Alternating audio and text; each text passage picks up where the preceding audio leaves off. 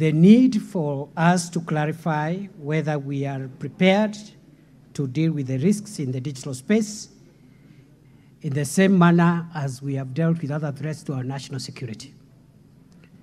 Mr. Speaker, sir, I confirm in the affirmative that the government will deal with all threats to our national security wherever they arise from, whether from the physical space, the digital space, from the technology space, or any space whatsoever. And therefore, this is a serious threat just like terrorism. It's a serious threat just like banditry. It's a serious threat just like trade in narcotic drugs and psychotropic substances. It is a threat just like those who want to intimidate us to use politics to commit crime. We will be firm with all threats to our national security wherever they arise.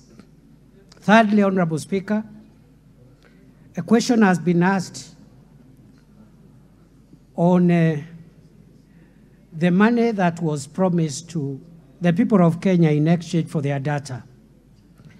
Honorable Speaker, I would not like to speak a lot on this area because we, as I have said, we have made great steps in the investigations, and I don't want to preempt investigations. But allow me, Honorable Speaker, to say that from us, as security managers, as the Ministry of Interior, what raised the red flag was the monetary inducement.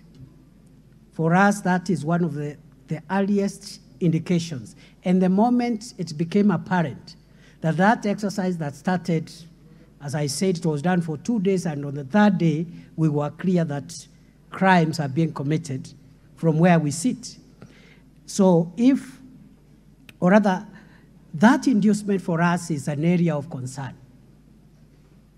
The other red flag, other than the area of inducement, is that we suspect, again, that our understanding of the data protection law is that the processors of data must obtain consent. We are of the opinion that if at all any consent was sought, which is doubtful, that consent was not informed consent.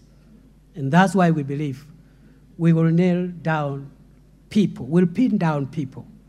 It's just a matter of time. Honorable Speaker, a question has been asked on whether we are investing in crime prevention, and I want to answer in the affirmative. Because going forward, we are increasingly investing and concentrating on preventing crime before it happens, or arresting crime in the earliest opportunity, without, again, and I think this is an important clarification, Honorable Speaker, without, again, overly interfering with the ordinary activities that are allowed under the law. So by the